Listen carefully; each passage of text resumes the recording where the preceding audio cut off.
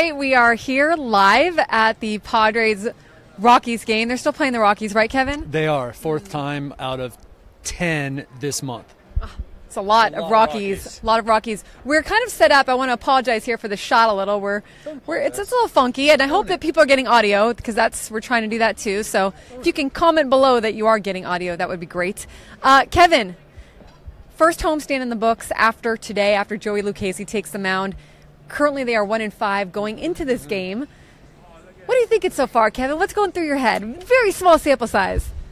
Well, that's what's going through my head. Is it's a very small sample size. When I covered the Chargers, and there was what we do is we follow every game, right? And it was like there's one game, 2 games. Well, at least that was 2 out of 16. Mm-hmm. This is 5 out of 162, and some of the problems that have shown up, primarily starting pitching, those may end up being huge issues. Yeah. Look, we all knew it, right? But also, yes, Clayton Richard got blown up for 2 innings out of 5. He took 99 pitches to go through 5 innings against the Rockies on Wednesday. He also went 7 innings and gave up 1 run and was pretty expert in the opener. So now, unfortunately, Clayton Richard's next 2 appearances are at Coors Field, where he has almost a 9 ERA. Coors Field is a tough one for those pitchers, for any pitcher. And yes, when you're inconsistent, or you might be inconsistent, it's even tougher, right? Okay, I'm gonna point out a bright spot, and we see some people saying hi, so I appreciate you guys tuning in here. Chewy, hey Carrie. Okay, infield defense, and I know still it's even a small sample size on this. You want to see them get even better as the season progresses. But out of Freddie Galvis, out of Eric Hosmer, it's gotten better in that infield. Look, Eric Hosmer is absolutely fantastic, and I know, professional athlete, right? He's a professional first baseman. He's supposed to make these plays. Sorry, some people don't. There was a play at home plate to get a force that most other first basemen don't even try. That's instinctual. That's the guy who scored from third base in Game 5 of the World Series in 2016. That's that kind of ball player, and to me, that can't be measured by anything except watching him. It's really exciting. Freddie Galvis has probably been the Padres internally one of their, not a surprise, but one of the most pleasant acquisitions, one of the most pleasant, exciting players they've watched. They're new players. Because defense, really quality at bats, bit better range than I think people thought, and really just like a hard-nosed but happy-go-lucky guy. I mean, Freddie Galvis, they're really excited about. I'm just going to throw this out there on Facebook Live. Come here for your kind of little things. It's not an automatic that Freddie Galvis will be gone after this year. I know Fernando Tatis. I know. You know, Fernando Tatis maybe won't be ready for full-time action next year. Maybe would play third base. I'm just saying that's how much they like Freddie Galvis. And I like this about Freddie, that he does bring this super veteran presence, and he brings this vibe. People want to rise up to his level of play. Well, and fun too. It's not he's just there, kind of that kind of guy. It's a different kind of leadership than say Eric Hosmer. Padres fans might be wondering, Kevin, what is going to happen at third base? Tell the people what is going to happen at third base. Day to day? Look, they want Christian Villanueva to rise up and be this guy, right? And it's the proverbial good problem to have, and the Padres don't have enough good problems to have, at least at the major league level. Christian Villanueva, it wouldn't have been right. He hits 3 home runs. He comes out last night. It wouldn't have been right to just give him 1 start, right? Now, the problem is, so he's in the starting lineup again today, if you haven't seen that. The problem is then Chase Headley continues to sit.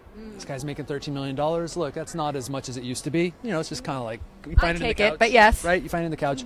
But nonetheless, Chase Headley needs to get some at-bats. And Chase Headley right now, to his credit, is adjusting to being a pinch hitter and a role player. Not saying that that's what it'll permanently be. Look, Christian Villanueva hit 3 home runs. No one will ever take that away from him. 584 times that's been done in 243,000 Major League games since 1876. Awesome. He also had an incredible night, okay? He might not hit a home run for a month. He probably will. I'm just telling you, he might not hit a home run for a month. Let's not get too far ahead of ourselves. But the fact is, there's so much intriguing potential there that they want Christian to earn that job. We saw a comment here from Fernando Ruiz. They need to spend more money on pitching. Now, this is something you're seeing on social media, and it's valid, right? You want the pitching to be better, but at the same time, people, is it fair to say, look, you got to remember they're building. They're still building and shaping the team. They're trying to get to 2021. Yeah, no, I mean, that's a really well put, right? But it doesn't help now, I know. Spend money on pitching, and then you have right now, look, they're going to end up trading some of these prospects if, let's say, 3/4 of them are major leaguers, or let's say half of them are, okay? Well, then what are you going to do with a pitcher that may or may not have helped you? Like, what's the difference between, let's say that they brought in a guy who won 10 games. So the Padres won 81 games instead of 71. I'm just playing it out in my mind, right? They spent $10 million, $5 million, whatever. First of all, no guarantee he's going to win those 10 games. They spent that money. They won 81 games, and 81 games isn't getting to the playoffs. Yeah, exactly. They are going to find out. Let me tell you, they are going to find out sooner than later. They're already talking about it. What can Eric Lauer do here? Yes. Okay, what can Cal Quantrill do here once Cal figures a few things out in Double-A?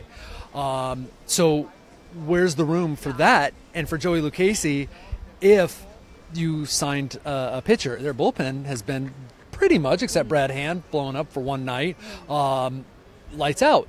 And you would expect them to be pretty good. So I totally get that. It is 2018. Let's repeat that every day when we wake up. I have to, as the guy who follows them every day, like, it's 2018. That's right. Okay. And like you said, and I know no one wants to hear this, and it might not even be valid, but it is early, so you don't know that their pitching might not be as bad as people might think, and it might not be as, you know what I'm saying? No, you know what? Normally I don't know what you're saying, but I do in this case. Again, Clayton Richard, right? Yeah. Look, Clayton's going to go to Colorado. Yeah. None of us are expecting, but isn't that the beauty of sports? Maybe Clayton goes and shoves it up the Rockies' rock. Rear end. I don't know. Yeah. Whoa. So I Yeah. Look, Jesse says, win or lose, they're still here, unlike the Chargers. Jesse also says, trust the process. That's something you hear in baseball a lot. You got to trust. You can't over adjust. You got to trust the process. There's an exclamation point there, which makes me feel. Now, win or lose, Padres. Okay, all right. So he's not being sarcastic. I'm conditioned to see sarcasm in social media. He's being heartfelt. Yeah. Let's give him a Facebook like. Is what I did. Hey, Kevin, you're going to Minute Maid Park, right? Is that and where you're going to get the orange juice and the juice? Houston and then Colorado, two really good cities, by the way. Are you looking forward to this one? I am. It would be overstating it, right, to see they're going to see how they measure up against the defending world champions.